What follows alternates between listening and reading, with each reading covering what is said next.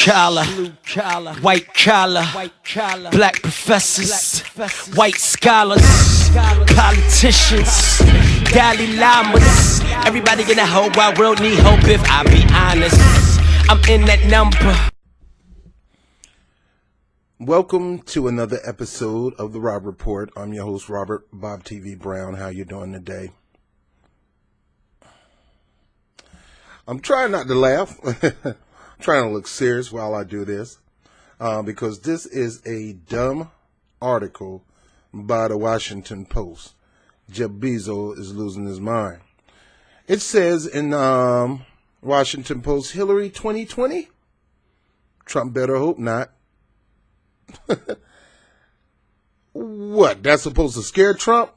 He would be elated. He would be elated. Because right now, Hillary Clinton has multiple investigations against her, just like they're investigating the Trump-Russia collusion. They're investigating the Clinton Foundation, campaign finances, possible breaking campaign finance laws, the whole 9 yards. Running Hillary in 2020 would be the dumbest mistake. Have not you learned from one of my earlier posts when I started vlogging that she is in no position to ever win anything? Let me read this article. Why Hillary Clinton would be well positioned to win a rematch by Michael Brennan. Michael, or have you bumped your head, dude? Do you realize the damage she have done to the democratic process with rigging and cheating her own election, with pimping the DNC and manipulating the down ballots? And that's the reason why we got Trump, and that's the reason why we got a Republican-led House and Senate. It was her. It was her. It was her minus Midas touch hands. Everything she touch turns to crap, turns to poop. She is in no position to run for office.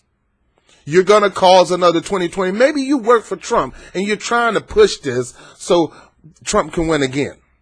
Because we know right now the only independent that really have a strong position of winning the office of the United States is Bernie Sanders. But Bernie Sanders got his head of the Democratic butt so far that he can't see.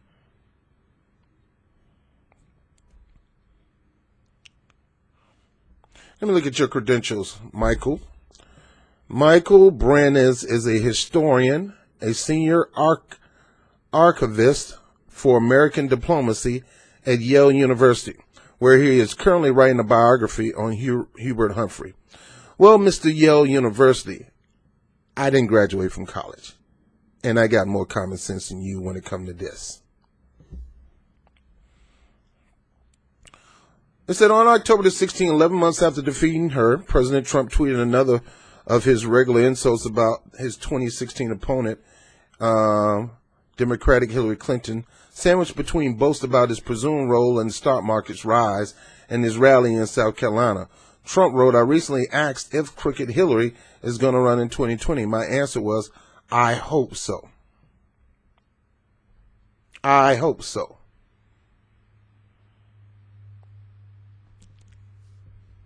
You want to know why he hopes so? Because he will beat the brakes out of even worse. Nobody is coming out to vote for Hillary Clinton. This running a hate for Trump campaign is going to wear thin. If you're not running a populist who's going to really go out there and campaign for the people instead of themselves, without the model or ready for Hillary, I'm with her. A real grassroots effort, a real revolutionary. When I say real, I say a real one that will not cower down and submit himself to a party, but really have a revolution outside of parties. Putting aside a reckless braggadocio and blatant sexism inherent in such a statement, the entire scenario seemed to serve. Most pundits and most American public discount the idea of Clinton running for 2020. That's right. Stay home. Take care of your grandkids.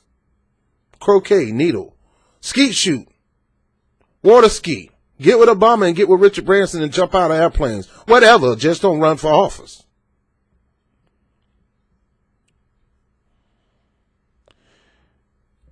Putting aside the reckless braggadocious and blatant sexism inherent in such a statement, the entire scenario seemed absurd. Most pundits and most of the American public discount the idea of Clinton running in 2020, doubtful she could win the Democratic nomination, let alone the election, after her stunning loss to Trump. It wasn't so stunning. I wasn't stunned. I knew she was going to lose. Go look at my old video. I think it's called Why Clinton Will Never Be President or something like that. Clinton herself has stated that her political career is over. It was over when you ran against Obama. He gave you extended time. That she is more interested in speaking out against Trump as a private citizen. Nobody's hearing your voice, lady.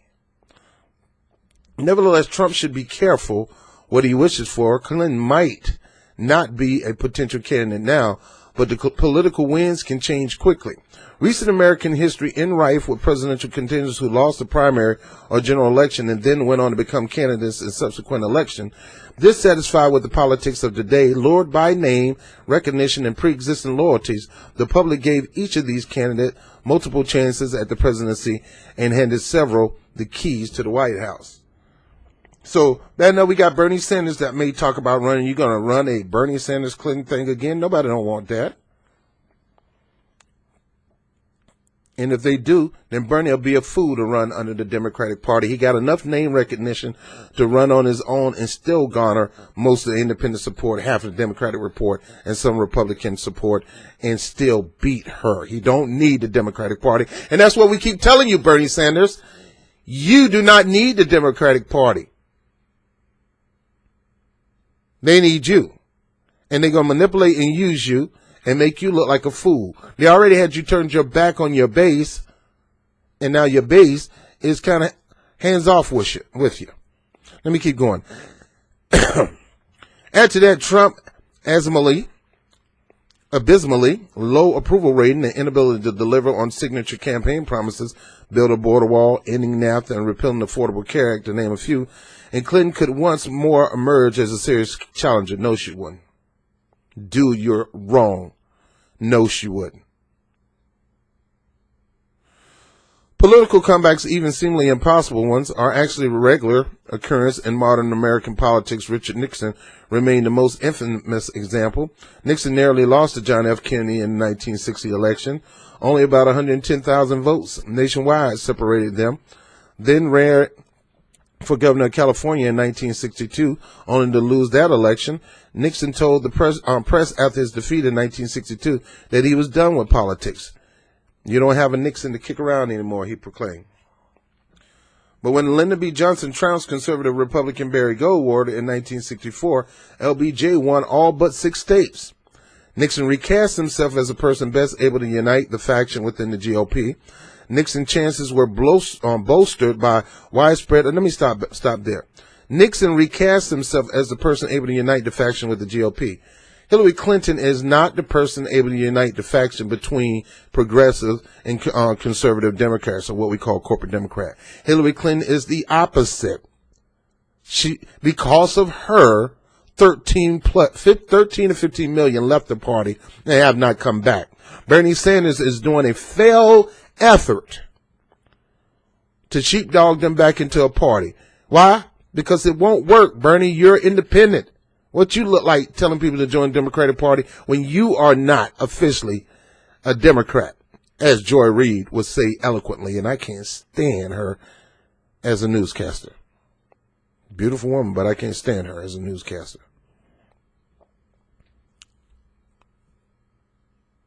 Nixon's chances were bolstered by widespread opposition of the Vietnam War that fueled voters' desire to change in the White House.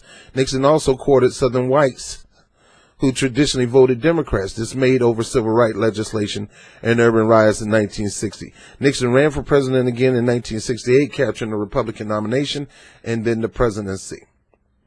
Ronald Reagan shifted the Republican Party back to the right in 1980, but it wasn't his first bid for the presidency. Reagan vied with Nixon in 1968 during the presidential primaries at the Republican convention, and then challenged Gerald Ford in 1976 for the Republican nomination, where Reagan won enough key states, including Texas and California, to ensure a contested Republican convention that summer. Ford won the nomination at the convention, but after he lost to Jimmy Carter, Reagan became the favorite among Republicans in 1980. Reagan might have lost in 1980. Reagan may have lost in 1980-82 had it not been for stagflation and the fall of the detente between the United States and the Soviet Union. High unemployment, inflation rates, and oil prices in the late 70s convinced many Americans that Reagan was right for the government, or at least President Carter was the problem. The Democrats have also had their own share of political rebirth since the 1950s, although their experience may serve more as a caution to Clinton almost a third time. His first chance for the presidency came in 1952, where he lost to Dwight Eisenhower. No. The Democrats have also had their own share of political rebirth since the 1950s, although their experience may serve more as a caution to Clinton than an aspiration. Adlai Stevenson was nominated for president twice and almost a third time. His first chance for the presidency came in 1952, and he lost to Dwight Eisenhower. Barely. Stevenson won only 89 electoral votes. Got his butt spanked. His humiliating defeat did not deter Democrats from nominating him again in 1956, but the Korean War was over. The economy was booming, and Republicans claimed responsibility for both. The results was Stevenson achieving an even more abysmal showing than he had in 1952, winning only 73 electoral votes. And that's exactly what would happen to Clinton. She would lose even worse to Donald Trump. And we're trying to get Donald Trump. Let me be quiet. After his second loss to Eisenhower, Stevenson, like Clinton, announced publicly he would run in the 1960s. He would run in 1960. His decision did not stop his closet supporters. His decision did not stop his closest supporters, including Eleanor Roosevelt, from creating a draft Stevenson movement, similar to what we're doing with the draft Bernie. But Eleanor Roosevelt created draft Stevenson movement at the 1960 Democratic Convention. Many Democrats still believe Stevenson was the sole progressive who appealed to both the left and right wing of the party. To the radicals on workers' rights and civil rights, as well as Southern Democrats, Stevenson changed his mind, but it was too late. John Kennedy was already the clear favorite among Democratic delegates. Another Democratic candidate in 1960, Minnesota Senator Hubert Humphreys, was considered by members of his party to be too liberal. In the 1960 primary, where he was outmatched by Kennedy, money and political swagger. However, in 1968, now Vice President Humphrey was the nominee. Humphrey lost in 1968 for the same reason Nixon won: Vietnam. Voters viewed Humphrey as a patsy of Johnson and the war he and the Democrats made. Humphrey went from the leading liberal to the liberals' worst problem in 8 short years. Humphrey ran against in 1972. Humphrey ran again in 1972, but the 1968 election and the chaos at the Democratic Convention in Chicago that year cast a pall over the liberal legacy, and the more left-wing George McGovern received the nomination. These are just a few examples from post-war American history. If Americans, including Trump, look back further, they will find William Jennings Bryan, who was nominated 3 times for the Democratic ticket in 1896, 1900, 1908. Democratic Al Smith, who lost the nomination in 1924 but won in 1928, but he never made president. And overcame white nationalist anti-Catholic sentiments in the process, not to mention Republican Theodore Roosevelt, who ran on the Progressive Party ticket in 1912 after leaving politics in 1909. Clinton could easily be counted among this distinguished group. In fact, she already is, having lost the Democratic nomination in 2008. Clinton still retains significant support within her party. No, she don't. No, she don't. Half of the Democrats have moved on and hanging on to Bernie's draws. They realize they can't do nothing without that man. And yet he don't even recognize his own power. Instead of having them cower down to him, he keep cowering down to them. Clinton still have retained significant support within her party. And Democrats currently have no clear front runner to replace her. Yes, they do. They do. They do. He just happened to be an independent senator called Bernie Sanders. Clinton and her husband, former President Bill Clinton, have numerous financial backers willing to support her campaign, and her former nominees have a vibrant, large, motivated base of support and angry at Trump, Russian interference in the election, and former FBI Director James B. Comey in their mind, the collective robbers of Clinton's presidency. Moreover, as Trump hates to be reminded, Clinton won the popular vote. It doesn't matter whether Clinton won the popular vote. Our election don't work that way. It works by electoral process. And the reason she won the popular vote, because they used the politics of fear of Trump. They get those votes. They didn't get it because they promised great things for the American people. They get it because they scared. They got those votes because they scared the crap out of them. And whenever you politic on that kind of notion, you tend to lose. Because fear always costs you a loss. It never brings you a gain or a win. The politics of fear. And you want to bring up James Comey and Trump Russia? Everybody know that's fake. Nobody's believing that. Only person who's tuned into the TV and let the TV dictate their life, they believe that crap. There's no evidence of that. And they want to use this to spin this to try to scare people again into going into the polls to vote against Trump without offering any kind of concrete policies to help bring Americans up. And to mention James Comey and all these other people, they're under investigation. The media just won't show it. Talking about robbing her of the presidency, Comey gave her an opportunity to run for the presidency. He didn't rob her. He gave her. He slapped her on the wrist and told her, yes, she committed these crimes, but we're going to let her go. Dude, where have you been? Under a rock? He offered her an opportunity to continue to run when he should have shut her butt down and have her sit down in the presidency and had Bernie run against Trump, and we would have had Bernie as president. And even though Bernie ticks me off and I'm not on the Bernie train, I'm on the individual candidate train. I'm going to vote on you based on your action, not what you say anymore. But had Comey did his job and indicted Clinton like he should have, we would have had Bernie Sanders. So start with this Clinton kissing up. While Trump welcomes the Clinton challenge in 2020, and he should, because he's going to beat the brakes off her. I'm sorry, and I'm not a Trump fan. But Clinton is even more marred than ever before with her collusion and corruption and controlling of the Democratic Party. While Trump welcomes the Clinton challenge in 2020, he may find himself regretting, no he won't, if voters come to believe that he made a mistake and looked into Clinton to rectify the wrong. Like Nixon and Reagan, Clinton can win the president. No, she can't. Clinton can win the presidency in 2020 thanks to a combination of demographic, electoral shift among voters, and uncertain about the futures. Clinton wouldn't even make it past the doggone primaries unless the Democrats start to cheat again. If Trump pulls American into a new economy recession or an unpopular war fails to follow through on his rhetoric, which looks likely, Hillary Clinton's time of office might prove temporary. Hillary Clinton's time out of office might prove temporary. It would not be the first time in history. All right, let me get back with you, Mr. Michael Brennan. Hogwash.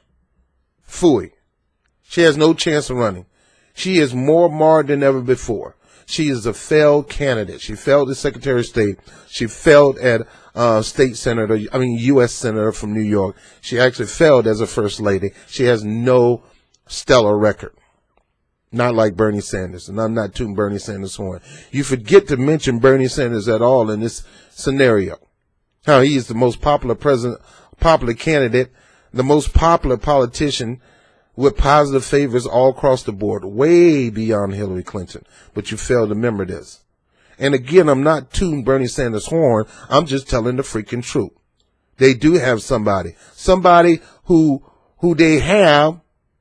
He really have them, but he act like they got, In other words, they have Bernie Sanders. Bernie Sanders is their life support. Without him, they're done. If Bernie decided to say, look, here's my stipulation. Open primaries, same-day registration, get rid of all the superdelegates, or I'm leaving, they will have a nervous wreck. But Bernie Sanders are too coward to pose stipulations on the Democratic Party and ultimatums, which he need to do. No, he want to continue the sheepdog. No, Bernie, you're their leader. Whether they like it or not, you're the only thing they have. Your position should not be sheepdog. Your position should be the leader of a party that you're not part of. They're using your leadership but don't want to give you the position. You got to take it or leave. Mr. Brins, you're totally wrong, sir. Hillary Clinton has no chance, and if she run, Donald Trump have every right to be happy because she has multiple investigations going on to this day. They're still smearing her. She smeared herself. The email campaign is still ongoing and has been reopened. It has not closed. And believe me, you got a different attorney general in Jeff Sessions, and you got a different president in Donald Trump, who happened to be longtime friends of Clinton. But as long as they keep doing this mess, trying to stab on him, he's going to turn around and try to stab on them back.